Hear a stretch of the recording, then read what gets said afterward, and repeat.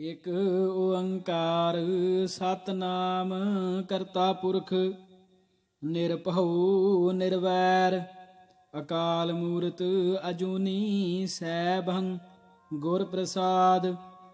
ਵਾਹਿਗੁਰੂ ਜੀ ਕਾ ਖਾਲਸਾ ਵਾਹਿਗੁਰੂ ਜੀ ਕੀ ਫਤਿਹ। ਸਰਦਾਰ ਅਜਮੇਰ ਸਿੰਘ ਜੀ ਦੀ ਰਚਨਾ 20ਵੀਂ ਸਦੀ ਦੀ ਸਿੱਖ ਰਾਜਨੀਤੀ ਭਾਗ 54।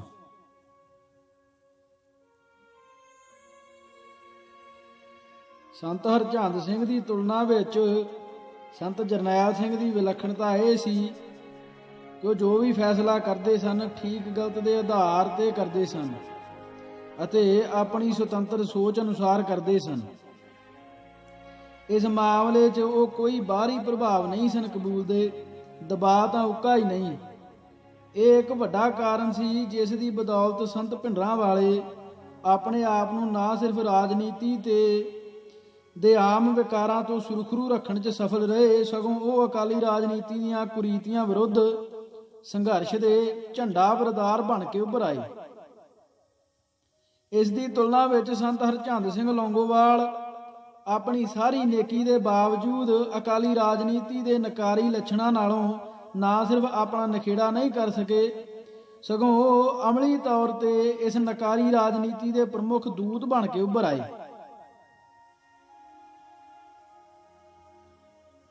ਇਹ ਇੱਕ ਵੱਡੀ ਵਜ੍ਹਾ ਸੀ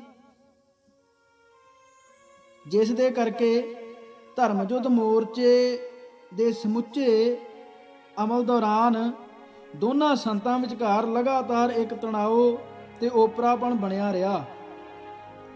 ਕਈ ਮੌਕੇ ਅਜਿਹੇ ਵੀ ਆਏ ਜਦ ਦੋਨਾਂ ਵਿਚਕਾਰ ਰਿਸ਼ਤੇ ਦਾ ਗੰਭੀਰ ਸੰਕਟ ਪੈਦਾ ਹੋ ਜਾਂਦਾ ਰਿਹਾ ਅਤੇ ਵਖਰੇਵੇਂ ਦੁਸ਼ਮਣੀ 'ਚ ਵੱਟ ਜਾਂਦੇ ਰਹੇ। ਇਸ ਦੀ ਵਜ੍ਹਾ ਨਿਰਾ ਵਿਚਾਰਾਂ ਦਾ ਪਾੜਾ ਨਹੀਂ ਸੀ, ਮਸਲਾ ਅਹਿਮ ਰੂਪ ਵਿੱਚ ਵਿਹਾਰ ਤੇ ਸਦਾਚਾਰ ਦਾ ਵੀ ਸੀ। ਨਾ ਸੰਤ ਜਰਨੈਲ ਸਿੰਘ ਅਕਾਲੀ ਰਾਜਨੀਤੀ ਦੀਆਂ ਕੁਰੀਤੀਆਂ ਨਾਲ ਸਮਝੌਤਾ ਕਰਨ ਲਈ ਰਜ਼ਾਮੰਦ ਹੋਏ ਤੇ ਨਾ ਹੀ ਸੰਤ ਹਰਚੰਦ ਸਿੰਘ ਆਪਣੇ ਆਪ ਨੂੰ ਅਕਾਲੀ ਰਾਜਨੀਤੀ ਦੀਆਂ ਕੁਰੀਤੀਆਂ ਦੇ ਪਰਛਾਵੇਂ ਤੋਂ ਮੁਕਤ ਕਰ ਸਕੇ। ਸਿੱਟਾ ਇਹ ਨਿਕਲਿਆ ਕਿ ਸਿੱਖ ਸੰਘਰਸ਼ ਦੀਆਂ ਸਾਰੀਆਂ ਵੱਡੀਆਂ ਛੋਟੀਆਂ ਅੰਦਰੂਨੀ ਵਿਰੋਧਤਾਈਆਂ ਗਾੜੇ ਸੰਘਣੇ ਰੂਪ ਵਿੱਚ ਦੋਨਾਂ ਸੰਤਾਂ ਵਿਚਕਾਰ ਗਹਿਰੇ ਮਤਭੇਦਾਂ ਤੇ ਵਿਰੋਧਾਂ ਦੀ ਸ਼ਕਲ ਵਿੱਚ ਪ੍ਰਗਟ ਹੋ ਤੁਰੀਆਂ। ਇਹ ਹਾਲਤ ਸਿੱਖ ਸੰਘਰਸ਼ ਉੱਤੇ ਅਖੀਰ ਤੱਕ ਆਪਣਾ ਨਾ ਪੱਖੀ ਪ੍ਰਭਾਵ ਛੱਡਦੀ ਰਹੀ। ਦੋਨਾਂ ਸੰਤਾਂ ਵਿਚਕਾਰ ਮੌਜੂਦ ਇਹਨਾਂ ਉੱਪਰ ਬਿਆਨੇ ਵਿਰੋਧਾਂ ਦੀ ਹਕੀਕਤ ਨਾਲੋਂ ਸਥਿਤੀ ਦਾ ਵੱਧ ਗੰਭੀਰ ਤੇ ਚਿੰਤਾਜਨਕ ਪਹਿਲੂ ਇਹ ਸੀ ਕਿ ਇਸ ਸਾਰੇ ਸਮੇਂ ਦੌਰਾਨ ਅੱਡ-ਅੱਡ ਕਾਰਨਾਂ ਕਰਕੇ ਸੰਤ ਭਿੰਡਰਾਂਵਾਲੇ ਨਾਲ ਵਿਰੋਧ ਜਾਂ ਸ਼ਰੀਕਾ ਪਾਲ ਕੇ ਚੱਲ ਰਹੇ ਕੁਝ ਵਿਅਕਤੀਆਂ ਤੇ ਸ਼ਕਤੀਆਂ ਵੱਲੋਂ ਸੰਤ ਹਰਚੰਦ ਸਿੰਘ ਲੌਂਗੋਵਾਲ ਦੀ ਪਦਵੀ ਤੇ ਹਸਤੀ ਦਾ ਸੰਤ ਭਿੰਡਰਾਂਵਾਲੇ ਦੇ ਖਿਲਾਫ ਇਸਤੇਮਾਲ ਕਰਨ ਦੇ ਲਗਾਤਾਰ ਯਤਨ ਕੀਤੇ ਜਾਂਦੇ ਰਹੇ ਸਨ। ਮੰਦਭਾਗੀ ਗੱਲ ਇਹ ਸੀ ਕਿ ਇਸ ਮਾਮਲੇ 'ਚ ਸੰਤ ਹਰਚੰਦ ਸਿੰਘ ਨਾ ਸਿਰਫ ਇਹਨਾਂ ਸ਼ਕਤੀਆਂ ਤੇ ਵਿਅਕਤੀਆਂ ਦੀਆਂ ਏਕਤਾ ਘਾਤੀ ਕੁਰੂਚੀਆਂ ਤੇ ਸਰਗਰਮੀਆਂ ਉੱਤੇ ਰੋਕ ਲਾਉਣ ਵਿੱਚ ਸਫਲ ਨਹੀਂ ਹੋ ਸਕੇ, ਸਗੋਂ ਆਪਣੀ ਫਿਤਰਤੀ ਕਮਜ਼ੋਰੀ ਦੀ ਵਜ੍ਹਾ ਕਰਕੇ ਉਹਨਾਂ ਇਹਨਾਂ ਸ਼ਕਤੀਆਂ ਨਾਲ ਗੁੱਝੀ ਭਾਈਵਾਲੀ ਦਾ ਖੁੱਲ੍ਹਾ ਪ੍ਰਭਾਵ ਦਿੰਦੇ ਰਹੇ। ਮਿਸਾਲ ਵਜੋਂ ਸੰਤ ਹਰਚੰਦ ਸਿੰਘ ਲੌਂਗੋਵਾਲ ਨਾਲ ਨੇੜਤਾ ਰੱਖਣ ਵਾਲੀ ਇੱਕ ਖਾੜਕੂ ਜਥੇਬੰਦੀ ਦੇ ਕੁਝ ਕਾਰਕੁਨਾਂ ਨੇ 16 ਦਸੰਬਰ 1983 ਨੂੰ ਗੁਰੂ ਨਾਨਕ ਨਿਵਾਸ ਦੇ ਅੰਦਰ 2 ਕਮਰਿਆਂ ਦੀ ਮਾਲਕੀ ਨੂੰ ਲੈ ਕੇ ਸੰਤ ਭਿੰਡਰਾਂਵਾਲੇ ਦੇ ਸਮਰਥਕਾਂ ਨਾਲ ਝਗੜਾ ਖੜਾ ਕਰ ਲਿਆ ਅਤੇ ਮਹਿਜ ਇੰਨੀ ਕੁ ਗੱਲ ਬਦਲੇ ਸੰਤ ਭਿੰਡਰਾਂਵਾਲੇ ਦੇ ਹਮਾਇਤੀਆਂ ਖਿਲਾਫ ਆਪਣੀਆਂ ਬੰਦੂਕਾਂ ਤਾਣ ਲਈਆਂ। ਸੰਤ ਜਰਨੈਲ ਸਿੰਘ ਨੇ ਸਥਿਤੀ ਦੀ ਗੰਭੀਰਤਾ ਨੂੰ ਪਛਾਣਦੇ ਹੋਏ ਆਪਣੇ ਸ਼ਸਤਰਧਾਰੀ ਹਮਾਇਤੀਆਂ ਨੂੰ ਸੰਯਮ ਤੇ ਧੀਰਜ ਤੋਂ ਕੰਮ ਲੈਣ ਲਈ ਪ੍ਰੇਰਿਆ। ਉਹਨਾਂ ਆਪਣੇ ਸਮਰਥਕਾਂ ਨੂੰ ਛੋਟੀ ਜਿਹੀ ਗੱਲ ਬਦਲੇ ਹਥਿਆਰਬੰਦ ਟੱਕਰ ਵਿੱਚ ਉਲਝਣ ਤੋਂ ਸਖਤੀ ਨਾਲ ਮਨ੍ਹਾ ਕਰਦੇ ਹੋਏ ਝਗੜੇ ਵਾਲੇ ਕਮਰਿਆਂ ਨੂੰ ਫੌਰਨ ਖਾਲੀ ਕਰ ਦੇਣ ਅਤੇ ਆਪੋ ਆਪਣੇ ਕਮਰਿਆਂ ਅੰਦਰ ਵੜ ਕੇ ਬਾਣੀ ਪੜ੍ਹਨ ਵਿੱਚ ਮਗਨ ਹੋ ਜਾਣ ਦਾ ਆਦੇਸ਼ ਦੇ ਦਿੱਤਾ। ਉਸ ਵੇਲੇ ਜਦ ਸਿੱਖ ਪੰਥ ਨੇ ਹਿੰਦੂ ਹਾਕਮਾਂ ਖਿਲਾਫ ਜ਼ਿੰਦਗੀ ਮੌਤ ਦੀ ਲੜਾਈ ਆਰੰਭ ਕਰ ਰੱਖੀ ਹੋਈ ਸੀ ਅਤੇ ਸੰਤ ਜਰਨੈਲ ਸਿੰਘ ਭਿੰਡਰਾਂਵਾਲੇ ਇਸ ਸੰਘਰਸ਼ ਦੀ ਮੁੱਖ ਸ਼ਕਤੀ ਤੇ ਪ੍ਰਮੁੱਖ ਨਾਇਕ ਬਣ ਕੇ ਉੱਭਰ ਆਏ ਹੋਏ ਸਨ ਅਤੇ ਹੁਕਮਰਾਨ ਤਾਕਤਾਂ ਦਾ ਸਾਰਾ ਜ਼ੋਰ ਸੰਤ ਭਿੰਡਰਾਂ ਵਾਲੇ ਨੂੰ ਚੁਫੇਰਿਓਂ ਘੇਰ ਕੇ ਖਤਮ ਕਰਨ ਉੱਤੇ ਲੱਗਾ ਹੋਇਆ ਸੀ ਤਾਂ ਅਜਿਹੀ ਨਾਜ਼ੁਕ ਸਥਿਤੀ ਵਿੱਚ ਇੱਕ ਮਾਮੂਲੀ ਜਿਹੇ ਮੁੱਦੇ ਤੇ ਫਜ਼ੂਲ ਕਿਸਮ ਦਾ ਝਗੜਾ ਖੜਾ ਕਰਕੇ ਖਾੜਕੂ ਧਿਰਾਂ ਵਿਚਕਾਰ ਖੂਨੀ ਟਕਰਾਓ ਦੀ ਨੌਬਤ ਪੈਦਾ ਕਰ ਦੇਣੀ ਹੱਦ ਦਰਜੇ ਦੀ ਨਾਦਾਨੀ ਸੀ। ਪਰ ਇਹ ਨਾਦਾਨੀ ਕੋਈ ਇਤਫਾਕੀਆ ਨਹੀਂ ਸੀ। ਇਸ ਦੇ ਪਿੱਛੇ ਬਿਨਾਂ ਸ਼ੱਕ ਭੈੜੇ ਇਰਾਦੇ ਤੇ ਖਤਰਨਾਕ ਮਨਸੂਬੇ ਕਰਮ ਕਰ ਰਹੇ ਸਨ। ਇਹ ਘਟਨਾ ਦਰਬਾਰ ਸਾਹਿਬ ਸਮੂਹ ਦੇ ਅੰਦਰ ਪੰਥਕ ਸ਼ਕਤੀਆਂ ਨੂੰ ਆਪਸੀ ਟਕਰਾਅ ਵਿੱਚ ਉਲਝਾਉਣ ਤੇ ਫਿਰ ਇਸ ਦੇ ਬਹਾਨੇ ਦਰਬਾਰ ਸਾਹਿਬ ਅੰਦਰ ਪੁਲਿਸ ਅਤੇ ਫੌਜ ਵਾੜ ਦੇਣ ਦੀ ਇੱਕ ਗਹਿਰੀ ਸਾਜ਼ਿਸ਼ ਦਾ ਵੀ ਪੂਰਵ ਅਭਿਆਸ ਸੀ। ਅਜਿਹੇ ਹੀ ਮੌਕੇ ਹੁੰਦੇ ਹਨ ਜਦ ਆਗੂਆਂ ਦੀ ਸੂਝ ਸਿਆਣਪ ਤੇ ਲਿਆਕਤ ਕੁਠਾਲੀ ਵਿੱਚ ਪਾ ਕੇ ਪਰਖੀ ਜਾਂਦੀ ਹੈ। ਸੋਚਾਂ ਦੇ ਕੱਦ ਤੇ ਹਿਰਦਿਆਂ ਦੇ ਆਕਾਰ ਅਜਿਹੇ ਹੀ ਮੌਕਿਆਂ ਤੇ ਨਾਪੇ ਜਾਂਦੇ ਹਨ। ਜੇਕਰ ਸੰਤ ਜਰਨੈਲ ਸਿੰਘ ਭਿੰਡਰਾਂ ਵਾਲੇ ਛੋਟੀ ਸੋਚ ਤੇ ਨਿਗੂਣੇ ਹਿਰਦੇ ਦੇ ਮਾਲਕ ਹੁੰਦੇ ਅਤੇ ਜੇਕਰ ਉਹਨਾਂ ਦੀ ਪੰਥ ਨਾਲ ਪ੍ਰੀਤੀ ਤੇ ਪ੍ਰਤੀਬੱਧਤਾ ਅੰਦਰ ਥੋੜੀ ਜਿੰਨੀ ਵੀ ਪੋਲ ਹੁੰਦੀ ਤਾਂ ਉਹ ਇਸ ਮਸਲੇ ਨੂੰ ਵਕਾਰ ਦਾ ਮੁੱਦਾ ਬਣਾ ਕੇ ਯਕੀਨਨ ਹੀ ਵਿਰੋਧੀ ਧਿਰ ਨਾਲ ਖੂਨੀ ਟੱਕਰ ਵਿੱਚ ਉਲਝ ਗਏ ਹੁੰਦੇ। ਪਰ ਉਹਨਾਂ ਅਜਿਹਾ ਨਹੀਂ ਕੀਤਾ। ਉਹਨਾਂ ਆਪਣੇ ਸਮਰਥਕਾਂ ਨੂੰ ਨਾ ਸਿਰਫ ਝਗੜੇ ਵਾਲੇ ਦੋਨੋਂ ਕਮਰਿਆਂ ਤੋਂ ਤੁਰੰਤ ਖਾਲੀ ਕਰ ਦੇਣ ਦਾ ਆਦੇਸ਼ ਦੇ ਦਿੱਤਾ, ਸਗੋਂ ਡੂੰਘੀ ਸੋਚ ਵਿਚਾਰ ਕਰਨ ਤੋਂ ਬਾਅਦ ਉਹਨਾਂ ਆਪਣਾ ਟਿਕਾਣਾ ਬਦਲ ਲੈਣ ਦਾ ਨਿਰਣਾ ਕਰ ਲਿਆ। ਉਹ ਗੁਰੂ ਨਾਨਕ ਨਿਵਾਸ ਨੂੰ ਛੱਡ ਕੇ ਆਪਣੇ ਸਮਰਥਕਾਂ ਸਮੇਤ ਅਕਾਲ ਤਖਤ ਸਾਹਿਬ ਦੀ ਉੱਪਰਲੀ ਮੰਜ਼ਿਲ ਉੱਤੇ ਚਲੇ ਗਏ। ਆਖਰੀ ਸਮੇਂ ਤੱਕ ਉਹ ਪੱਕੇ ਤੌਰ ਤੇ ਉੱਥੇ ਹੀ ਟਿਕੇ ਰਹੇ। ਇਸ ਨਾਲ ਪੰਥਕ ਸ਼ਕਤੀਆਂ ਵਿਚਕਾਰ ਖੂਨੀ ਟੱਕਰ ਦਾ ਫੌਰੀ ਖਤਰਾ ਤਾਂ ਬੇਸ਼ੱਕ ਟਲ ਗਿਆ, ਪਰ ਖੂਨੀ ਟੱਕਰ ਦੀ ਸੰਭਾਵਨਾ ਜਿਉਂ ਦੀ ਤਿਉਂ ਬਣੀ ਰਹੀ, ਕਿਉਂਕਿ ਅਜਿਹੀ ਹਾਲਤ ਪੈਦਾ ਕਰਨ ਵਾਲੇ ਕਾਰਨ ਤੇ ਸ਼ਕਤੀਆਂ ਕਿਤੇ ਅਲੋਪ ਨਹੀਂ ਸਨ ਹੋ ਗਈਆਂ, ਉਹ ਬਰਾਬਰ ਕਾਰਜਸ਼ੀਲ ਸਨ। ਸੰਤ ਜਰਨੈਲ ਸਿੰਘ ਭਿੰਡਰਾਂ ਵਾਲੇ ਦੀ ਦਿਨੋਂ ਦਿਨ ਵੱਧ ਰਹੀ ਹਰਮਨ ਪਿਆਰਤਾ ਬਹੁਤ ਸਾਰੇ ਹਿਰਦਿਆਂ ਅੰਦਰ ਘਬਰਾਹਟ ਤੇ ਜਲਨ ਪੈਦਾ ਕਰ ਰਹੀ ਸੀ। ਹਰ ਵੰਨਗੀ ਦੀਆਂ ਸਿੱਖ ਦੁਸ਼ਮਣ ਤਾਕਤਾਂ ਸੰਤ ਭਿੰਡਰਾਂ ਵਾਲੇ ਦੇ ਰੂਪ ਵਿੱਚ ਉੱਭਰ ਰਹੀ ਆਫਤ ਤੋਂ ਜਿੰਨੀ ਜਲਦੀ ਹੋ ਸਕੇ ਛੁਟਕਾਰਾ ਪਾਉਣਾ ਚਾਹੁੰਦੀਆਂ ਸਨ। ਸਿਰਫ ਇਸ ਕਰਕੇ ਨਹੀਂ ਕਿ ਉਹ ਸਿੱਖ ਨੌਜਵਾਨਾਂ ਨੂੰ ਖਾੜਕੂ ਵਾਰਦਾਤਾਂ ਲਈ ਪ੍ਰੇਰਿਤ ਤੇ ਉਤਸ਼ਾਹਿਤ ਕਰ ਰਹੇ ਸਨ। ਸਿੱਖ ਦੁਸ਼ਮਣ ਤਾਕਤਾਂ ਦੀ ਦ੍ਰਿਸ਼ਟੀ ਤੋਂ ਇਸ ਨਾਲੋਂ ਕਿਤੇ ਵੱਧ ਗੰਭੀਰ ਤੇ ਖਤਰਨਾਕ ਗੱਲ ਇਹ ਸੀ ਕਿ ਸੰਤ ਭਿੰਡਰਾਂ ਵਾਲੇ ਲਗਾਤਾਰ ਸਿੱਖ ਕੌਮ ਅੰਦਰ ਆਜ਼ਾਦੀ ਦੇ ਸੰਕਲਪ ਤੇ ਜਜ਼ਬੇ ਦਾ ਪੁਰਜੋਰ ਸੰਚਾਰ ਕਰ ਰਹੇ ਸਨ। ਇਹ ਕੰਮ ਸੀ ਜਿਹੜਾ 1849 ਵਿੱਚ ਸਿੱਖ ਰਾਜ ਦੇ ਖਤਮ ਹੋ ਜਾਣ ਤੋਂ ਬਾਅਦ ਇਤਿਹਾਸ ਅੰਦਰ ਹੋਰ ਕਿਸੇ ਵੀ ਸਿੱਖ ਆਗੂ ਨੇ ਨਹੀਂ ਸੀ ਕੀਤਾ, ਜਾਂ ਇਸ ਢੰਗ ਨਾਲ ਤੇ ਇਸ ਪੈਮਾਨੇ ਤੇ ਨਹੀਂ ਸੀ ਕੀਤਾ। ਇਹੀ ਵਜ੍ਹਾ ਸੀ ਜਿਸ ਦੇ ਕਰਕੇ ਸੰਤ ਜਰਨੈਲ ਸਿੰਘ ਸਿੱਖ ਦੁਸ਼ਮਣ ਤਾਕਤਾਂ ਦੀ ਸਭ ਤੋਂ ਵੱਧ ਤਿੱਖੀ ਨਫ਼ਰਤ ਦੇ ਪਾਤਰ ਬਣ ਕੇ ਉੱਭਰ ਆਏ ਸਨ। ਅਜਿਹੇ ਖਤਰਨਾਕ ਵਿਅਕਤੀ ਨੂੰ ਹੋਰ ਲੰਮਾ ਚਿਰ ਸਹਿਣ ਕਰ ਸਕਣਾ ਇਹਨਾਂ ਤਾਕਤਾਂ ਲਈ ਬੇਹੱਦ ਮੁਸ਼ਕਿਲ ਹੋ ਰਿਹਾ ਸੀ, ਕਿਉਂਕਿ ਗੱਲ ਨਿਰੀ ਇੱਕ ਵਿਅਕਤੀ ਦੀ ਨਹੀਂ ਸੀ, ਉਸ ਦੇ ਵਿਚਾਰਾਂ ਦੀ ਸੀ। ਸਿੱਖ ਕੌਮ ਅੰਦਰ ਆਜ਼ਾਦੀ ਦੇ ਸੰਕਲਪ ਤੇ ਜਜ਼ਬੇ ਦਾ ਤੇਜ਼ੀ ਨਾਲ ਹੋ ਰਿਹਾ ਪਸਾਰ ਹਿੰਦੂ ਹਾਕਮਾਂ ਤੋਂ ਲੈ ਕੇ ਉਹਨਾਂ ਦੀ ਖੱਬੀ ਸੱਜੀ ਕੁੱਛੜ ਚੜੀਆਂ ਸਭਨਾਂ ਅਖੌਤੀ ਧਰਮ ਨਿਰਪੱਖ ਤਾਕਤਾਂ ਤੱਕ ਸਭ ਅੰਦਰ ਬਰਾਬਰ ਇੱਕੋ ਜਿੰਨੀ ਔਖ ਤੇ ਬੇਆਰਾਮੀ ਪੈਦਾ ਕਰ ਰਿਹਾ ਸੀ,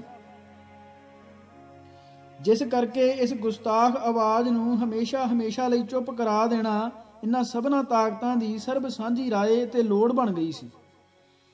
ਦੇਸ਼ ਅੰਦਰ ਸੰਤ ਭਿੰਡਰਾਂ ਵਾਲੇ ਦੇ ਖਿਲਾਫ ਇੱਕ ਅਜੀਬ ਕਿਸਮ ਦਾ ਗੈਰ ਰਸਮੀ ਸਾਂਝਾ ਰਾਜਸੀ ਫਰੰਟ ਉਸਰ ਆਇਆ ਸੀ ਅਤੇ ਉਸ ਨੂੰ ਚਾਰੇ ਪਾਸਿਓਂ ਘੇਰਨ, ਖਦੇੜਨ ਤੇ ਖਤਮ ਕਰ ਦੇਣ ਦੇ ਯਤਨਾਂ ਵਿੱਚ ਨਿਰਾਸ਼ਾ ਤੇ ਬੇਸਬਰੀ ਦੇ ਅੰਸ਼ ਸਾਫ਼ ਝਲਕਣ ਲੱਗ ਪਏ ਸਨ।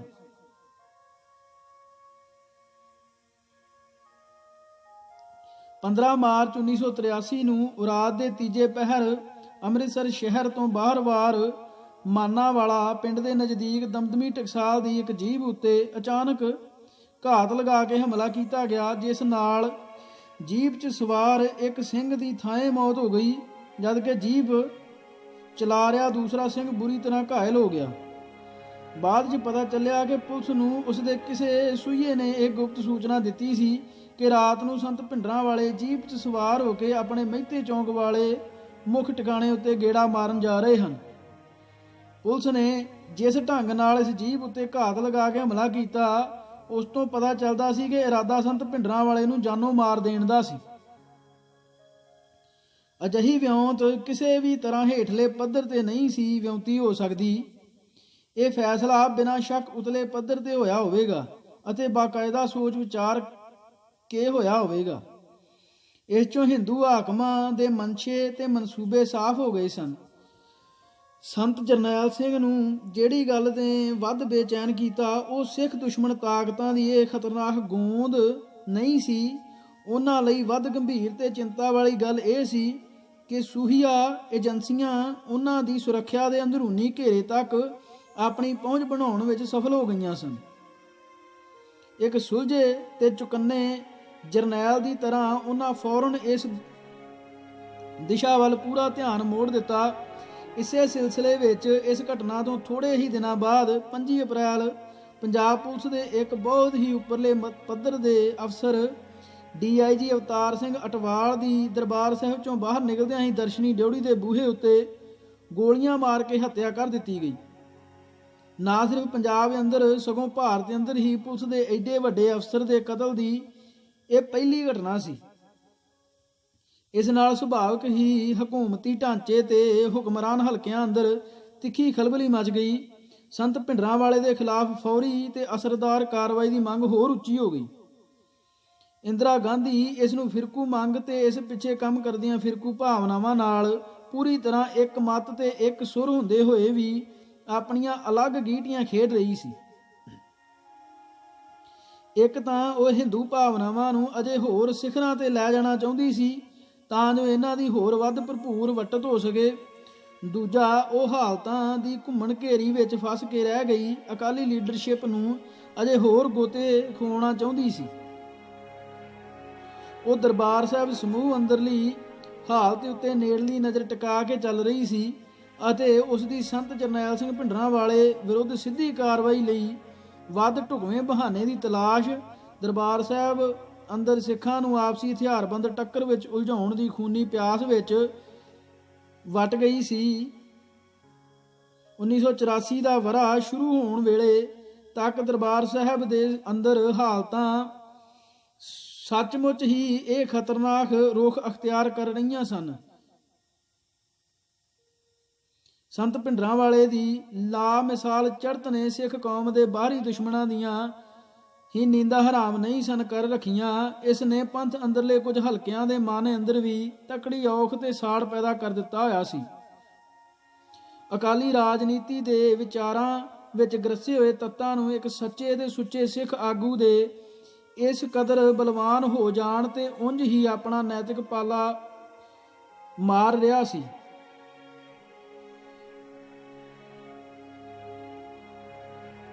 ਇਹ ਵਰਗ ਆਪਣੇ ਨੈਤਿਕ ਨਿਘਾਰ ਦੀ ਵਜ੍ਹਾ ਕਰਕੇ ਹੀ ਸੰਤ ਭਿੰਡਰਾਂ ਵਾਲੇ ਪ੍ਰਤੀ ਦਵੈਖ ਪਾਲ ਕੇ ਚੱਲ ਰਿਹਾ ਸੀ।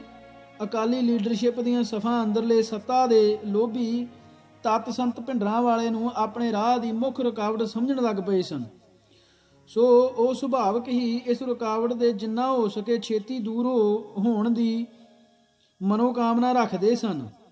ਖਾੜਕੂ ਸਿੱਖ ਸੰਘਰਸ਼ ਵਿੱਚ ਸ਼ਾਮਲ ਇੱਕ ਵਰਗ ਅਜਿਹਾ ਸੀ ਜੋ ਆਪਣੇ ਸੰਪਰਦਾਇ ਦ੍ਰਿਸ਼ਟੀਕੋਣ ਚੋਂ ਉਪਜੇ ਤਵੱਸਬਾਂ ਦੀ ਵਜ੍ਹਾ ਕਰਕੇ ਸ਼ੁਰੂ ਤੋਂ ਹੀ ਸੰਤ ਜਰਨੈਲ ਸਿੰਘ ਨਾਲ ਖਾਰ ਖਾ ਕੇ ਚੱਲ ਰਿਹਾ ਸੀ। ਅਕਾਲੀ ਲੀਡਰਸ਼ਿਪ ਦਾ ਇੱਕ ਧੜਾ ਖਾੜਕੂ ਧਿਰਾਂ ਦੇ ਇਹਨਾਂ ਵਿਰੋਧਾਂ ਨੂੰ ਆਪਣੀ ਸਵਾਰਥ ਪੂਰਤੀ ਲਈ ਵਰਤਣ ਦੀ ਰਾਜਸੀ ਚਾਲ ਚੱਲ ਰਿਹਾ ਸੀ। ਅਕਾਲੀ ਦਲ ਦੀਆਂ ਸਫਾਂ ਅੰਦਰ ਕਾਫੀ ਲੋਕ ਅਜਿਹੇ ਸਨ ਜਿਨ੍ਹਾਂ ਦੀ ਧਰਮ, ਕੌਮ ਜਾਂ ਸੰਘਰਸ਼ ਨਾਲ ਕੋਈ ਪ੍ਰਤੀਬੱਧਤਾ ਨਹੀਂ ਸੀ।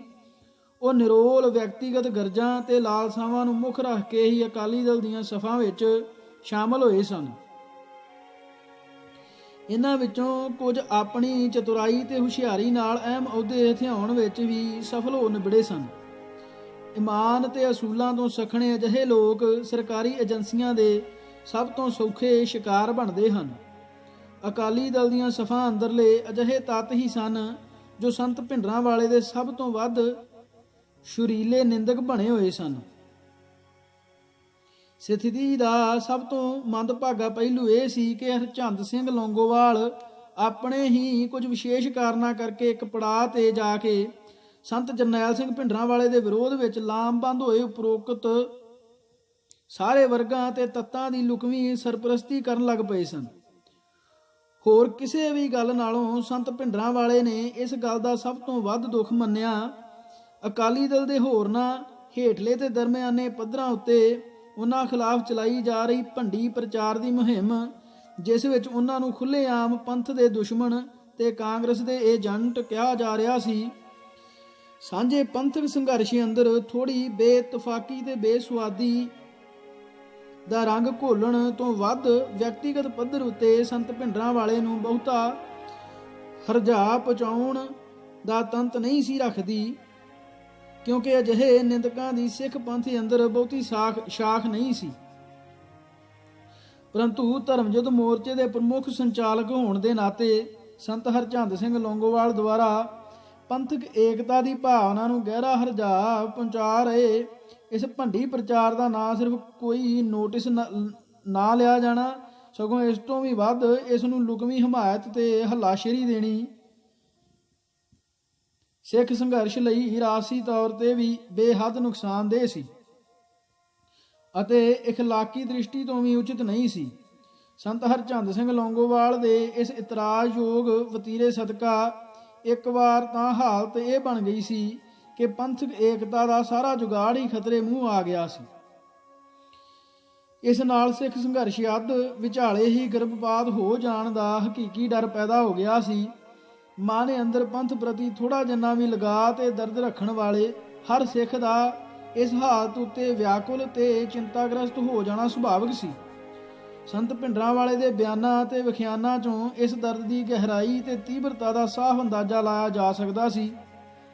ਇੱਕ ਪੜਾਅ ਦੇ ਜਾ ਕੇ ਜਦ ਉਹਨਾਂ ਨੂੰ ਇਹ ਮਹਿਸੂਸ ਹੋਣ ਲੱਗਾ ਕਿ ਇਹ ਹਾਲਤ ਸਿੱਖ ਸੰਗਤਾਂ ਦੇ ਉਤਸ਼ਾਹ ਤੇ ਹੌਸਲੇ ਉੱਤੇ ਨਕਾਰੀ ਪ੍ਰਭਾਵ ਛੱਡ ਰਹੀ ਹੈ, ਤਾਂ ਉਹਨਾਂ ਇਸ ਗੱਲ ਦਾ ਫੌਰੀ ਨੋਟਿਸ ਲੈਂਦਿਆਂ ਹੋਇਆਂ ਆਪਣੀਆਂ ਰੋਜ਼ਾਨਾ ਮਜਲਿਸਾਂ ਅੰਦਰ ਸਿੱਖ ਸੰਗਤਾਂ ਨੂੰ ਅਜਿਹੇ ਨਕਾਰੀ ਪ੍ਰਭਾਵਾਂ ਦੇ ਗ੍ਰਹਿਣ ਤੋਂ ਮੁਕਤ ਹੋਣ, ਅਕਾਲ ਪੁਰਖ ਵਿੱਚ ਅਡੋਲ ਨਿਸ਼ਚਾ ਰੱਖਣ ਤੇ ਹਮੇਸ਼ਾ ਚੜ੍ਹਦੀ ਕਲਾ ਵਿੱਚ ਰਹਿਣ ਦੀ ਉਚੇਚੀ ਸਿੱਖ ਮੱਤ ਦੇਣੀ ਸ਼ੁਰੂ ਕਰ ਦਿੱਤੀ। ਉਹਨਾਂ ਸਿੱਖ ਸੰਗਤਾਂ ਨੂੰ ਕਿਸੇ ਔਖ ਜਾਂ ਸੰਘਰਸ਼ ਦੀ ਵਜ੍ਹਾ ਕਰਕੇ ਮੋਰਚੇ ਵਿੱਚ ਜਥੇ ਭੇਜਣ ਦੇ ਸਿਲਸਿਲੇ ਨੂੰ ਕਿਸੇ ਵੀ ਤਰ੍ਹਾਂ ਆਂਚ ਨਾ ਆਉਣ ਦੇਣ ਦੀ ਸਖਤ ਤਾਕੀਦ ਕਰਨੀ ਸ਼ੁਰੂ ਕਰ ਦਿੱਤੀ।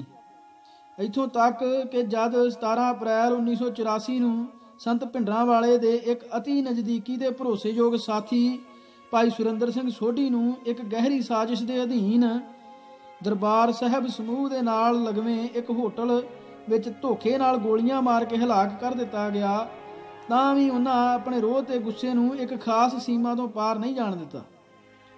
ਉਹ ਨਿੱਜੀ ਤੌਰ ਤੇ ਵੱਡੇ ਨੁਕਸਾਨ ਤੇ ਵਾਧੇ ਝੱਲ ਕੇ ਵੀ ਪੰਥ ਏਕਤਾ ਨੂੰ ਬਣਾਈ ਰੱਖਣ ਤੇ ਬਚਾਈ ਰੱਖਣਾ ਚਾਹੁੰਦੇ ਸਨ, ਕਿਉਂਕਿ ਇਸ ਗੱਲ ਦਾ ਉਹਨਾਂ ਤੋਂ ਵੱਧ ਹੋਰ ਕਿਸੇ ਨੂੰ ਅਹਿਸਾਸ ਨਹੀਂ ਸੀ ਹੋ ਸਕਦਾ ਕਿ ਸਿੱਖ ਪੰਥ ਦੀ ਫੌਲਾਦੀ ਏਕਤਾ ਹੀ ਸਿੱਖ ਕੌਮ ਦੇ ਗਲੋਂ ਗੁਲਾਮੀ ਦੇ ਸੰਗਲਾਂ ਨੂੰ ਤੋੜ ਸੁੱਟਣ ਦਾ ਇੱਕਮਾਤਰ ਭਰੋਸੇਯੋਗ ਸਾਧਨ ਸੀ। ਅਤੇ ਆਪਣੇ ਇਸ ਐਲਾਨੇ ਹੋਏ ਨਿਸ਼ਾਨੇ ਪ੍ਰਤੀ ਪੂਰੀ ਤਰ੍ਹਾਂ ਸੁਹਿਰਦ ਤੇ ਗੰਭੀਰ ਹੋਣ ਕਰਕੇ ਉਹ ਮੁਸ਼ਕਲ ਨਾਲ ਤਰਾਸ਼ੇ ਪੰਥਕ ਏਕਤਾ ਦੇ ਇਸ ਕੀਮਤੀ ਹਥਿਆਰ ਨੂੰ ਤਿੜਕਣ ਟੁੱਟਣ ਤੋਂ ਹਰ ਹੀਲੇ ਬਚਾ ਕੇ ਰੱਖਣ ਦੀ ਇੱਛਾ ਤੇ ਇਰਾਦਾ ਧਾਰ ਕੇ ਚੱਲ ਰਹੇ ਸਨ। ਸੋਢੀ ਦੇ ਕਤਲ ਤੋਂ ਬਾਅਦ ਵੀ ਉਹਨਾਂ ਮਾਨੇ ਅੰਦਰ ਵਗ ਰਹੇ ਗਮ ਤੇ ਗੁੱਸੇ ਦੇ ਝੱਖੜ ਨੂੰ ਕਾਬੂ ਵਿੱਚ ਰੱਖਦਿਆਂ ਹੋਇਆਂ ਇਹ ਖੁੱਲ੍ਹਾ ਐਲਾਨ ਕੀਤਾ ਕਿ ਉਹ ਅਜਿਹੇ 5 ਕਤਲਾਂ ਤੱਕ ਇਸੇ ਹੀ ਤਰ੍ਹਾਂ ਆਪਣਾ ਸਬਰ ਤੇ ਸੰਜਮ ਬਣਾਈ ਰੱਖਣਗੇ ਅਤੇ 5 ਕਤਲਾਂ ਤੋਂ ਬਾਅਦ ਵੀ ਜੇਕਰ ਉਹਨਾਂ ਨੂੰ ਕੋਈ ਸਖਤ ਕਦਮ ਚੁੱਕਣ ਲਈ ਮਜਬੂਰ ਹੋਣਾ ਪੈ ਗਿਆ ਤਾਂ ਉਹ ਇਸ ਦਾ ਨਿਰਣਾ ਕਰਨ ਵੇਲੇ ਚੱਲ ਰਹੇ ਸੰਘਰਸ਼ ਦੀਆਂ ਲੋੜਾਂ ਤੇ ਪੰਥ ਦੇ ਹਿੱਤਾਂ ਨੂੰ ਕਿਸੇ ਵੀ ਸੂਰਤ ਅੱਖੋਂ ਓਹਲੇ ਨਹੀਂ ਕਰਨਗੇ। ਇਸ ਤੋਂ ਸੰਤ ਭਿੰਡਰਾਂਵਾਲੇ ਦੀ ਪੰਥਕ ਕਾਜ ਨਾਲ ਵਚਨਬੱਧਤਾ ਤੇ ਕਿਰਦਾਰ ਦੀ ਸ਼ੁੱਧਤਾ ਸਾਫ਼ ਦੇਖੀ ਜਾ ਸਕਦੀ ਹੈ। ਇਸ ਸੂਰਤ-ਏ-ਹਾਲ ਦੀ ਵਜ੍ਹਾ ਕਰਕੇ ਸੰਤ ਜਰਨੈਲ ਸਿੰਘ ਦੇ ਤੇ ਸੰਤ ਹਰਚੰਦ ਸਿੰਘ ਵਿਚਕਾਰ ਦੂਰੀ ਵੱਧਦੀ ਚਲੀ ਗਈ ਅਤੇ ਇੱਕ ਪੜਾਅ ਤੇ ਜਾ ਕੇ ਦੋਨਾਂ ਵਿਚਕਾਰ ਰਸਮੀ ਦੁਆ ਸਲਾਮ ਵੀ ਬੰਦ ਹੋ ਗਈ। ਅਜਿਹੀ ਮੰਦਭਾਗੀ ਤੇ ਚਿੰਤਾਜਨਕ ਸਥਿਤੀ ਨੂੰ ਦੇਖਦਿਆਂ ਹੋਇਆਂ ਸਿੱਖ ਸੰਘਰਸ਼ ਪ੍ਰਤੀ ਸੁਹਿਰਦ ਭਾਵਨਾਵਾਂ ਰੱਖਣ ਵਾਲੇ ਕੁਝ ਸਿੱਖ ਦਾਨਸ਼ਵਰਾਂ ਨੇ ਉਚੇਚੇ ਯਤਨ ਕਰਕੇ ਦੋਨੋਂ ਸੰਤਾਂ ਨੂੰ ਰਲ ਕੇ ਮਿਲ ਬੈਠਣ ਲਈ ਰਾਜੀ ਕਰ ਲਿਆ ਅਤੇ ਹੋਏ ਇਕੱਤਰ। ਮਿਲੋ ਮੇਰੇ ਭਾਈ, ਦੁਬਿਧਾ ਦੂਰ ਕਰੋ ਲਿਵ ਲਾਏ ਦੀ ਗੁਰ ਸਿੱਖਿਆ ਅਨੁਸਾਰ ਇੱਕ ਦੂਜੇ ਪ੍ਰਤੀ ਗਿਲੇ ਸ਼ਿਕਵਿਆਂ ਤੇ ਸ਼ਿਕਾਇਤਾਂ ਦਾ ਸਿੱਧੀ ਗੱਲਬਾਤ ਰਾਹੀਂ ਨਿਵਾਰਨ ਕਰਨ ਲਈ ਕਿਹਾ। ਦੋਨਾਂ ਸੰਤਾਂ ਵਿਚਕਾਰ ਅਜਿਹੀਆਂ ਦੋ ਮੁਲਾਕਾਤਾਂ ਹੋਈਆਂ ਜੋ ਜ਼ਾਹਰਾ ਤੌਰ ਤੇ ਇੱਕ ਚੰਗਾ ਅਤੇ ਆਸ਼ਾ ਭਰਿਆ ਮਾਹੌਲ ਸਿਰਜਣ ਦਾ ਪ੍ਰਭਾਵ ਦਿੰਦੀਆਂ ਸਨ, ਪਰ ਥੋੜੇ ਹੀ ਚਿਰ ਦੇ ਬਾਅਦ ਉਸ ਨੂੰ ਹੀ ਇਹ ਮਹਿਸੂਸ ਹੋਣ ਲੱਗ ਪਿਆ ਕਿ ਸੋਚ, ਸ਼ਖਸੀਅਤ ਤੇ ਸਦਾਚਾਰ ਦੀ ਪੱਧਰ ਤੇ ਦੋਨਾਂ ਸੰਤਾਂ ਵਿਚਕਾਰ ਜੋ ਵੱਡਾ ਖੱਪਾ ਹੈ ਉਸ ਨੂੰ ਮਹਿਜ ਨੇਕ ਇੱਛਾਵਾਂ ਨਾਲ ਮੇਟ ਸਕਣਾ ਕਤਈ ਤੌਰ ਤੇ ਸੰਭਵ ਨਹੀਂ। ਸੋ ਇਸ ਸਦਕਾ ਮਗਰਲੇ ਦੌਰ ਵਿੱਚ ਜਾ ਕੇ ਸੰਤ ਜਰਨੈਲ ਸਿੰਘ ਤੇ ਸੰਤ ਹਰਚੰਦ ਸਿੰਘ ਦੇ ਰਾਹ ਅਹਿਮ ਰੂਪ 'ਚ ਅਲੱਗ-ਅਲੱਗ ਹੋ ਤੁਰੇ। ਭਾਵੇਂ ਉੱਤੋਂ ਪੰਥਕ ਏਕਤਾ ਦਾ ਰਸਮੀ ਅਡੰਬਰ ਬਣਿਆ ਰਿਹਾ, ਪਰ ਅੰਦਰੇ ਅੰਦਰ ਆਪਸੀ ਵਿਰੋਧ, ਸ਼ਰੀਕੇ, ਬੇਤਬਾਰੀਆਂ ਤੇ ਮਾਨਸਿਕ ਦੂਰੀਆਂ ਲਗਾਤਾਰ ਵੱਧਦੀਆਂ ਚਲੀਆਂ ਗਈਆਂ। ਸੰਤ ਭਿੰਡਰਾਂਵਾਲੇ ਦੇ ਵਿਰੋਧੀ ਅਕਾਲੀ ਗੁੱਟ ਨੇ ਆਲ ਇੰਡੀਆ ਸਿੱਖ ਸਟੂਡੈਂਟ ਫੈਡਰੇਸ਼ਨ ਦੇ ਮੁਕਾਬਲੇ ਵਿੱਚ ਯੂਥ ਅਕਾਲੀ ਦਲ ਦੇ ਨਾਂ ਥੱਲੇ ਸ਼੍ਰੋਮਣੀ ਅਕਾਲੀ ਦਲ ਦਾ ਯੂਥ ਵਿੰਗ ਖੜਾ ਕਰ ਲਿਆ। 24 ਜਨਵਰੀ 1984 ਨੂੰ ਸੰਤ ਲੌਂਗੋਵਾਲ ਦੇ ਸੱਦੇ ਤੇ ਮੰਜੀ ਸਾਹਿਬ ਵਿਖੇ ਯੂਥ ਅਕਾਲੀ ਦਲ ਦੀ ਇੱਕ ਭਰਵੀਂ ਕਨਵੈਨਸ਼ਨ ਹੋਈ, ਜਿਸ ਵਿੱਚ ਸਿੱਖ ਨੌਜਵਾਨਾਂ ਨੂੰ ਵੱਡੇ ਪੈਮਾਨੇ ਉੱਤੇ ਸ਼੍ਰੋਮਣੀ ਅਕਾਲੀ ਦਲ ਦੇ ਹੱਕ ਵਿੱਚ ਲਾਮਬੰਦ ਕਰਨ ਦਾ ਨਿਸ਼ਚਾ ਦ੍ਰਿੜਾਇਆ ਗਿਆ। ਸਿਰਲੇਖ ਅਕਾਲੀ ਲੀਡਰਸ਼ਿਪ ਅੰਦਰ ਤਰੇੜਾਂ। ਪੰਥਕ ਏਕਤਾ ਦੇ ਪੱਖ ਤੋਂ ਇਸ ਨਾਗਵਾਰ ਹਾਲਤ ਦਾ ਅਸਰ ਛੇਤੀ ਹੀ ਅਕਾਲੀ ਦਲ ਦੀ ਅੰਦਰੂਨੀ ਸਿਹਤ ਉੱਤੇ ਵੀ ਪ੍ਰਗਟ ਹੋਣ ਲੱਗਾ। ਅਕਾਲੀ ਲੀਡਰਸ਼ਿਪ ਦੀਆਂ ਸਫਾਂ ਅੰਦਰ ਇੱਕ ਮੋਗਲੀ ਜਿਹੀ ਸਿਧਾਂਤਕ ਆਮ ਸਹਿਮਤੀ ਦੇ ਬਾਵਜੂਦ ਸਮਝਾਂ ਦੇ ਕੁਝ ਵਖਰੇਵੇਂ ਤੇ ਸ਼ਖਸੀਅਤਾਂ ਦੇ ਟਕਰਾਓ ਲਗਾਤਾਰ ਚੱਲਦੇ ਆ ਰਹੇ ਸਨ। ਇਹ ਵਖਰੇਵੇਂ ਸੰਤ ਜਰਨੈਲ ਸਿੰਘ ਭਿੰਡਰਾਂਵਾਲੇ ਪ੍ਰਤੀ ਸਮਝ ਤੇ ਪਹੁੰਚ ਦੇ ਮਾਮਲੇ ਵਿੱਚ ਵੀ ਪ੍ਰਗਟ ਹੋ ਰਹੇ ਸਨ। ਪਹਿਲੀ ਕਤਾਰ ਦੇ ਅਕਾਲੀ ਆਗੂਆਂ ਚੋਂ ਸਿਰਫ ਜਥੇਦਾਰ ਗੁਰਚਰਨ ਸਿੰਘ ਟੌੜਾ ਹੀ ਸੀ ਜੋ ਸੰਤ ਭਿੰਡਰਾਂਵਾਲੇ ਨਾਲ ਲਗਾਤਾਰ ਨੇੜਲੇ ਨਿੱਘੇ ਸੰਬੰਧ ਬਣਾ ਕੇ ਚੱਲ ਰਿਹਾ ਸੀ। ਉਦੋਂ ਤੋਂ ਹੀ ਜਦੋਂ ਸੰਤ ਅਜੇ ਖੁੱਲ੍ਹ ਕੇ ਰਾਜਸੀ ਖੇਤਰ ਅੰਦਰ ਸਰਗਰਮ ਨਹੀਂ ਸਨ ਹੋਏ ਅਤੇ ਆਪਣੇ ਆਪ ਨੂੰ ਸਿੱਖ ਧਰਮ ਦੇ ਪ੍ਰਚਾਰ ਤੇ ਪਸਾਰ ਦੇ ਖੇਤਰ ਤੱਕ ਹੀ ਮਹਿਦੂਦ ਰੱਖ ਰਹੇ ਸਨ। ਜਥੇਦਾਰ ਟੌੜਾ ਦਾ ਇਹ ਰੁਖ ਸਿੱਖ ਦੋਖੀ ਤਾਕਤਾਂ ਨੂੰ ਤਾਂ ਚੁੱਭ ਹੀ ਰਿਹਾ ਸੀ, ਨਾਲ ਹੀ ਅਕਾਲੀ ਲੀਡਰਸ਼ਿਪ ਦੇ ਕੁਝ ਵਰਗਾਂ ਅੰਦਰ ਵੀ ਭਾਰੀ ਬੇਆਰਾਮੀ ਪੈਦਾ ਕਰ ਰਿਹਾ ਸੀ। ਅਕਾਲੀ ਸਫਾ ਅੰਦਰਲੇ ਸੱਤਾ ਦੇ ਲੋਭੀ ਤੱਤ ਸੰਤ ਭਿੰਡਰਾਂਵਾਲੇ ਦੇ ਉਸ ਦੀ ਰਾਜਨੀਤਿਕ ਵਿਚਾਰਧਾਰਾ ਨੂੰ ਆਪਣੇ ਮਨ ਲਲਚਾਵੇ ਟੀਚਿਆਂ ਦੇ ਰਾਹ ਦੀ ਮੁੱਖ ਰੁਕਾਵਟ ਸਮਝ ਰਹੇ ਸਨ। ਜਥੇਦਾਰ ਟੌੜਾ ਦਾ ਸੰਤ ਭਿੰਡਰਾਂਵਾਲੇ ਨਾਲ ਲਗਾਓ ਇਸ ਅਕਾਲੀ ਵਰਗ ਅੰਦਰ ਖਾਸ ਤੌਰ ਤੇ ਵਧਵੀਂ ਔਖ ਤੇ ਚਿੜ ਪੈਦਾ ਕਰ ਰਿਹਾ ਸੀ। ਇਹ ਵਰਗ ਸੰਤ ਭਿੰਡਰਾਂਵਾਲੇ ਨੂੰ ਨਾ ਸਿਰਫ ਰਾਜਨੀਤਿਕ ਤੌਰ ਤੇ ਬਲਹੀਣ ਕਰਨ ਦੇ ਜ਼ੋਰਦਾਰ ਯਤਨਾਂ ਵਿੱਚ ਲੱਗਾ ਹੋਇਆ ਸੀ, ਸਗੋਂ ਔਖ ਤੇ ਨਿਰਾਸ਼ਾ ਜੋ ਦਿਨੋਂ ਦਿਨ ਵੱਧਦੀ ਜਾ ਰਹੀ ਸੀ ਚੋਂ ਉਸ ਦੇ ਜਿਸਮਾਨੀ ਖਾਤਮੇ ਦੀਆਂ ਵੀ ਮਨੋ ਕਾਮਨਾਵਾਂ ਕਰਨ ਲੱਗ ਪਿਆ ਸੀ। ਇਸ ਦੇ ਇਰਾਦੇ ਤੇ ਯਤਨ ਦਰਬਾਰ ਸਾਹਿਬ ਅੰਦਰ ਸੰਤ ਭਿੰਡਰਾਂਵਾਲੇ ਦੇ ਪੈਰਾਂ ਹੇਠ ਜਿੰਨੇ ਹੋ ਸਕਣ ਅੰਗਿਆਰ ਵਿਛਾ ਕੇ ਜਾਂ ਵਿਛਾ ਦੇਣ ਦੇ ਤੱਤਾਂ ਦੀਆਂ ਸੇਵਾਵਾਂ ਹਾਸਲ ਕਰਨ ਦੇ ਨੀਵੇਂ ਪੱਧਰ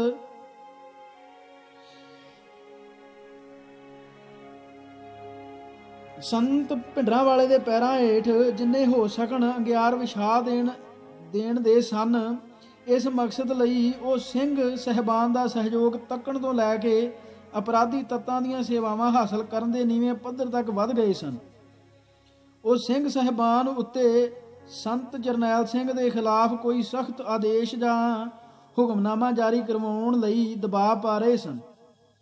ਸਿੰਘ ਸਹਿਬਾਨ ਨੇ 30 ਅਪ੍ਰੈਲ 1984 ਨੂੰ ਦਰਬਾਰ ਸਾਹਿਬ ਸਮੂਹ ਦੇ ਅੰਦਰ ਮਰਿਆਦਾ ਕਾਇਮ ਰੱਖਣ ਸੰਬੰਧੀ ਇੱਕ ਆਦੇਸ਼ਨੁਮਾ ਅਪੀਲ ਜਾਰੀ ਕਰਦਿਆਂ ਹੋਇਆਂ ਬਿਨਾਂ ਸਿੱਧਾ ਨਾਮ ਲਿਆ ਅਸਿੱਧੇ ਢੰਗ ਨਾਲ ਸੰਤ ਜਰਨੈਲ ਸਿੰਘ ਭਿੰਡਰਾਂਵਾਲ ਦੋਸ਼ ਦੀ ਉਂਗਲ ਉਠਾ ਦਿੱਤੀ ਸੀ। ਪਰ ਜਥੇਦਾਰ ਗੁਰਚਰਨ ਸਿੰਘ ਟੌੜਾ, ਜੋ ਕਿ ਸ਼੍ਰੋਮਣੀ ਗੁਰਦੁਆਰਾ ਪ੍ਰਬੰਧਕ ਕਮੇਟੀ ਦੇ ਪ੍ਰਧਾਨ ਹੋਣ ਦੇ ਨਾਤੇ ਸਿੰਘ ਸਾਹਿਬਾਨ ਉੱਤੇ ਆਪਣਾ ਤਕੜਾ ਪ੍ਰਭਾਵ ਰੱਖਦੇ ਸਨ, ਇਸ ਮਾਮਲੇ 'ਚ ਸੰਤ ਭਿੰਡਰਾਂਵਾਲੇ ਦੇ ਖਿਲਾਫ ਨਹੀਂ ਸਨ ਭੁਗਤਣਾ ਚਾਹੁੰਦੇ। ਇਸ ਕਰਕੇ ਸੰਤ ਲੌਂਗੋਵਾਲ ਦੇ ਸਮਰਥਕ ਅਕਾਲੀ ਗੁੱਟ ਵੱਲੋਂ ਸੰਤ ਭਿੰਡਰਾਂਵਾਲੇ ਦੇ ਖਿਲਾਫ ਚੱਲੀ ਗਈ ਇਹ ਚਾਲ ਬਹੁਤੀ ਕਾਰਗਰ ਸਾਬਤ ਨਾ ਹੋ ਸਕੀ। ਇਸ ਨਾਲ ਇਸ ਅਕਾਲੀ ਗੁੱਟ ਦੀ ਜਥੇਦਾਰ ਟੌੜਾ ਨਾਲ ਨਾਰਾਜ਼ਗੀ ਹੋਰ ਵੱਟ ਖਾ ਗਈ। ਜਿਸ ਵਰਗ ਨੇ ਜਥੇਦਾਰ ਟੌੜਾ ਉੱਤੇ ਰਾਜਨੀਤਿਕ ਕੌਮ ਪ੍ਰਸਤੀ ਦਿਖਾਉਣ ਅਤੇ ਹਮੇਸ਼ਾ ਤੋਂ ਬੇੜੀਆਂ 'ਚ ਪੈਰ ਰੱਖ ਕੇ ਚੱਲਣ ਦੇ ਇਲਜ਼ਾਮ ਲਾਉਣੇ ਸ਼ੁਰੂ ਕਰ ਦਿੱਤੇ। ਅਸਲ ਵਿੱਚ ਦੇਖਿਆ ਜਾਵੇ ਤਾਂ ਜਥੇਦਾਰ ਟੌੜਾ ਵਿਰੁੱਧ ਇਹ ਦੋਸ਼ ਨਵੇਂ ਨਹੀਂ ਸਨ ਅਤੇ ਨਾ ਹੀ ਇਹ ਨਿਰਾ ਅਕਾਲੀ ਹਲਕਿਆਂ ਤੱਕ ਹੀ ਸੀਮਿਤ ਸਨ। ਰਾਜਸੀ ਹਲਕਿਆਂ ਅੰਦਰ ਜਥੇਦਾਰ ਟੌੜਾ ਬਾਰੇ ਆਮ ਰੂਪ ਵਿੱਚ ਹੀ ਇਹ ਨਕਾਰਾਤਮਕ ਪ੍ਰਭਾਵ ਬਣਿਆ ਹੋਇਆ ਹੈ ਅਤੇ ਨਕੋਚੀ ਪੱਤਰਕਾਰਾਂ ਨੇ ਤਾਂ ਉਸ ਬਾਰੇ ਲੂੰਬੜੀ ਵਰਗੇ ਚਲਾਕ ਤੇ ਖਚਰੇ ਸਿਆਸਤਦਾਨ ਦੀ ਅੱਲ ਹੀ ਪਾ ਰੱਖੀ ਹੋਈ ਹੈ। ਸੱਚ ਤਾਂ ਇਹ ਹੈ ਕਿ ਆਪਣੀ ਖਾਸ ਕਿਸਮ ਦੀ ਰਾਜਨੀਤਿਕ ਪੈਂਤੜੇਬਾਜ਼ੀ ਦੀ ਵਜ੍ਹਾ ਕਰਕੇ ਜਥੇਦਾਰ ਟੌੜਾ ਸਿੱਖ ਰਾਜਨੀਤੀ ਅੰਦਰ ਸਭ ਤੋਂ ਵਿਵਾਦਮਈ ਸ਼ਖਸੀਅਤ ਬਣੇ ਹੋਏ ਹਨ। ਸਿਆਸੀ ਹਲਕਿਆਂ ਅੰਦਰ ਉਸ ਦੀ ਇਸ ਪੈਂਤੜੇਬਾਜ਼ੀ ਨੂੰ ਵੱਧ ਉਸ ਦੀ ਨੀਤ ਤੇ ਜਾਤ ਨਾਲ ਜੋੜ ਕੇ ਦੇਖਣ ਦੀ ਰੀਤ ਚੱਲੀ ਆ ਰਹੀ ਹੈ। ਪਰ ਜਥੇਦਾਰ ਟੌੜਾ ਦੀ ਖਾਸ ਸੁਭਾਅ, ਸ਼ਖਸੀਅਤ ਤੇ ਰਾਜਨੀਤਿਕ ਪੈਂਤੜੇਬਾਜ਼ੀ ਨੂੰ ਸਹੀ ਰੂਪ ਵਿੱਚ ਸਮਝਣ ਲਈ ਇਹ ਪਹੁੰਚ ਬਹੁਤੀ ਭਰੋਸੇਯੋਗ ਨਹੀਂ ਮੰਨੀ ਜਾ ਸਕਦੀ। ਉਸ ਦੇ ਰਾਜਨੀਤਿਕ ਵਿਹਾਰ ਤੇ ਵਿਅਕਤੀਗਤ ਕਿਰਦਾਰ ਨੂੰ ਵੱਧ ਵਿਚਾਰਧਾਰਕ ਜਾਵੀਏ ਤੋਂ ਦੇਖਣ ਤੇ ਸਮਝਣ ਦੀ ਲੋੜ ਹੈ। ਪਿਛਲੇ ਕੁਝ ਦਹਾਕਿਆਂ ਤੋਂ ਅਕਾਲੀ ਰਾਜਨੀਤੀ ਦੋ ਉਲਟ ਸੁਭਾਅ ਧਾਰਾਵਾਂ ਦਾ ਮਿਸ਼ਰਣ ਬਣੀ ਆ ਰਹੀ ਹੈ। 60ਵਿਆਂ ਤੱਕ ਅਕਾਲੀ ਰਾਜਨੀਤੀ ਅੰਦਰ ਟਕਸਾਲੀ ਧਾਰਾ ਜਥੇਦਾਰ ਵਰਗ ਦੀ ਪੁੱਗਤ ਬਣੀ ਰਹੀ। ਇਸ ਧਾਰਾ ਦਾ ਸੰਬੰਧ ਜ਼ਿਆਦਾ ਕਰਕੇ ਸਿੱਖ ਸਮਾਜ ਦੀਆਂ ਹੇਠਲੀਆਂ ਤੇ ਦਰਮਿਆਨੀਆਂ ਪਰਤਾਂ ਨਾਲ ਸੀ। ਜਥੇਦਾਰ ਵਰਗ ਦੇ ਰਾਜਨੀਤਿਕ ਵਿਹਾਰ ਤੇ ਸਦਾਚਾਰ ਨੂੰ ਦੋ ਗੱਲਾਂ ਨਿਰੰਤਰ ਪ੍ਰਭਾਵਿਤ ਕਰਦੀਆਂ ਸਨ। ਇੱਕ ਸਿੱਖੀ ਦੇ ਕਾਜ ਨਾਲ ਉਹਨਾਂ ਦੀ ਸੁਭਾਵਿਕ ਤੇ ਹੰਢਣਸਾਰ ਪ੍ਰਤੀਬੱਧਤਾ, ਦੂਜਾ ਉਹਨਾਂ ਦਾ ਮੁਕਾਬਲਤਨ ਨੀਵਾਂ ਬੌਧਿਕ ਮਿਆਰ। ਜਿੱਥੇ ਪਹਿਲਾ ਪੱਖ ਉਹਨਾਂ ਨੂੰ ਸਿੱਖ ਸੰਘਰਸ਼ ਦਾ ਅਡੋਲਤਾ ਨਾਲ ਝੰਡਾ ਬੁਲੰਦ ਕਰੀ ਰੱਖਣ ਲਈ ਪ੍ਰੇਰਿਤ ਕਰਦਾ ਸੀ, ਉੱਥੇ ਮਗਰਲਾ ਪੱਖ ਸਿੱਖ ਲਹਿਰ ਤੇ ਰਾਜਨੀਤੀ ਨੂੰ ਔਸਤ ਪੱਧਰ ਤੋਂ ਉੱਚਾ ਨਹੀਂ ਸੀ ਉੱਠਣ ਦੇ ਰਿਹਾ ਅਤੇ ਬੌਧਿਕ ਤੱਤਾਂ ਦੇ ਸਿੱਖ ਰਾਜਨੀਤੀ ਅੰਦਰ ਦਾਖਲੇ ਨੂੰ ਨਿਰ-ਉਤਸ਼ਾਹਿਤ ਕਰਦਾ ਸੀ। 60ਵਿਆਂ ਦੇ ਅਖੀਰ 'ਚ ਜਾ ਕੇ ਜਦ ਅਕਾਲੀ ਦਲ ਨੇ ਸੰਘਰਸ਼ ਦੀ ਰਾਜਨੀਤੀ ਤੋਂ ਸੱਤਾ ਦੀ ਰਾਜਨੀਤੀ ਵੱਲ ਕਦਮ ਵਧਾਉਣੇ ਸ਼ੁਰੂ ਕੀਤੇ ਤਾਂ ਇਸ ਅੰਦਰ ਨਵੇਂ ਤੱਤਾਂ ਦੇ ਦਾਖਲੇ ਨੂੰ ਵੱਡਾ ਉਗਾਸਾ ਮਿਲਿਆ। ਇਹਨਾਂ ਨਵੇਂ ਤੱਤਾਂ ਦੀਆਂ ਮੋਟੇ ਰੂਪ 'ਚ ਦੋ ਵੰਨਗੀਆਂ ਸਨ। ਇੱਕ ਟਾਵੇਂ ਵਿਰਲੇ ਪੜ੍ਹੇ ਲਿਖੇ ਮੱਧ ਵਰਗੀ ਨੌਜਵਾਨ ਜੋ ਮੁੱਖ ਤੌਰ ਤੇ ਸਿੱਖੀ ਜਜ਼ਬੇ ਤੇ ਜੋਸ਼ ਅਧੀਨ ਅਕਾਲੀ ਰਾਜਨੀਤੀ ਵੱਲ ਰੁਚਿਤ ਹੋ ਰਹੇ ਸਨ। ਦੂਜੇ ਮਾਇਆਧਾਰੀ ਰੁਚੀਆਂ ਵਾਲੇ ਸੁਆਰਥੀ ਜੀਵੀ ਅਨਸਰ ਜੋ ਕਿਸੇ ਧਾਰਮਿਕ ਜਾਂ ਸਮਾਜੀ ਵਚਨਬੱਧਤਾ ਨਾਲੋਂ ਜ਼ਿਆਦਾ ਸੁਆਰਥਪੁਣੇ ਦੀ ਭਾਵਨਾ ਨਾਲ ਅਕਾਲੀ ਰਾਜਨੀਤੀ ਅੰਦਰ ਘੁਸਪੈਠ ਕਰਨ ਤੇ ਮੋਹਰੀ ਪਦਵੀਆਂ ਹਥਿਆਉਣ 'ਚ ਰੁੱਝੇ ਹੋਏ ਸਨ। ਚੋਣ ਤੇ ਸੱਤਾ ਦੀ ਰਾਜਨੀਤੀ ਦੇ ਗਤੀ ਅਮਲ ਨੇ ਛੇਤੀ ਹੀ ਪਹਿਲੀ ਵੰਨਗੀ ਦੇ ਤੱਤਾਂ ਨੂੰ ਪਿਛਲੀਆਂ ਸਫਾਂ ਵਿੱਚ ਧੱਕ ਦਿੱਤਾ ਅਤੇ ਮਾਇਆਵਾਦੀ ਰੁਚੀਆਂ ਵਾਲੇ ਸੁਆਰਥੀ ਅਨਸਰਾਂ ਤੇ ਬਹੁਤ ਹੀ ਤੇਜ਼ੀ ਤੇ ਆਸਾਨੀ ਨਾਲ ਅਕਾਲੀ ਰਾਜਨੀਤੀ ਅੰਦਰ ਆਪਣੀ ਪੈਂਠ ਬਣਾ ਲਈ। 70ਵਿਆਂ 'ਚ ਆ ਕੇ ਇਸ ਵਰਗ ਨੇ ਅਕਾਲੀ ਰਾਜਨੀਤੀ ਦੀ ਮਾਰਗ ਦਿਸ਼ਾ ਨੂੰ ਆਪਣੇ ਹਿੱਤਾਂ ਅਨੁਸਾਰ ਮੋੜਾ ਦੇਣ ਦੇ ਜ਼ੋਰਦਾਰ ਯਤਨ ਕਰਨੇ ਸ਼ੁਰੂ ਕਰ ਦਿੱਤੇ। ਇਹ ਵਰਗ ਅਕਾਲੀ ਦਲ ਤੇ ਅਕਾਲੀ ਰਾਜਨੀਤੀ ਨੂੰ ਇਸ ਦੇ ਪੰਥਕ ਖਾਸੇ ਤੋਂ ਵਿਰਵਿਆਂ ਕਰ ਦੇਣ ਦੀ ਸੋਚ ਤੇ ਦਿਸ਼ਾ ਮਿੱਥ ਕੇ ਚੱਲ ਰਿਹਾ ਸੀ, ਕਿਉਂਕਿ ਇਉਂ ਕੀਤਿਆਂ ਹੀ ਹਿੰਦੂਵਾਦੀ ਤਾਕਤਾਂ ਦੇ ਮਨਜ਼ੂਰੇ ਨਜ਼ਰ ਹੋਇਆ ਜਾ ਸਕਦਾ ਸੀ। ਪ੍ਰਕਾਸ਼ ਸਿੰਘ ਬਾਦਲ ਇਸ ਖੁਦਪ੍ਰਸਤ ਵਰਗ ਦੇ ਪ੍ਰਭਾਵਸ਼ਾਲੀ ਨੁਮਾਇੰਦੇ ਬਣ ਕੇ ਉੱਭਰ ਆਏ ਸਨ। ਜਥੇਦਾਰ ਵਰਗ ਦੇ ਅਕੀਦੇ ਤੇ ਸੰਸਕਾਰ ਉਸ ਨੂੰ ਅਕਾਲੀ ਰਾਜਨੀਤੀ ਅੰਦਰ ਆਪਣੀ ਚੁਣੌਤੀ ਰਹਿਤ ਸਰਦਾਰੀ ਸਥਾਪਿਤ ਕਰਨ ਦੀਆਂ ਕੋਸ਼ਿਸ਼ਾਂ 'ਚ ਰੁੱਝੇ ਸਰਮਾਏਦਾਰ ਤੱਤਾਂ ਨਾਲ ਅਸੰਗਤੀ ਤੇ ਟਕਰਾਓ ਵੱਲ ਧੱਕ ਰਹੇ ਸਨ। ਇਸ ਸਿਧਾਂਤਕ ਤੇ ਸਦਾਚਾਰਕ ਬੁਨਿਆਦਾਂ ਪਰ ਸਿਧਾਂਤਕ ਤੇ ਸਦਾਚਾਰ ਬੁਨਿਆਦਾਂ ਬਹੁਤੀਆਂ ਪਾਏਦਾਰ ਨਾ ਹੋਣ ਕਰਕੇ ਜਥੇਦਾਰ ਵਰਗ ਦੀਆਂ ਪੋਜੀਸ਼ਨਾਂ ਅੰਦਰ ਅਡੋਲਤਾ ਤੇ ਦ੍ਰਿੜਤਾ ਨਹੀਂ ਸੀ। ਇਸ ਦੀਆਂ ਮੋਹਰੀ ਹਸਤੀਆਂ ਆਪਣੀਆਂ ਪੋਜੀਸ਼ਨਾਂ ਤੋਂ ਵਾਰ-ਵਾਰ ਥਿੜਕਣ ਤੇ ਸਰਮਾਏਦਾਰ ਤੱਤਾਂ ਨਾਲ ਸਮਝੌਤਾ ਕਰਨ ਦਾ ਝੁਕਾਅ ਰੱਖਦੀਆਂ ਸਨ। ਇਸ ਭਾਗ ਲਈ ਇੰਨਾ ਜੀ। ਵਾਹਿਗੁਰੂ ਜੀ ਕਾ ਖਾਲਸਾ, ਵਾਹਿਗੁਰੂ ਜੀ ਕੀ ਫਤਿਹ।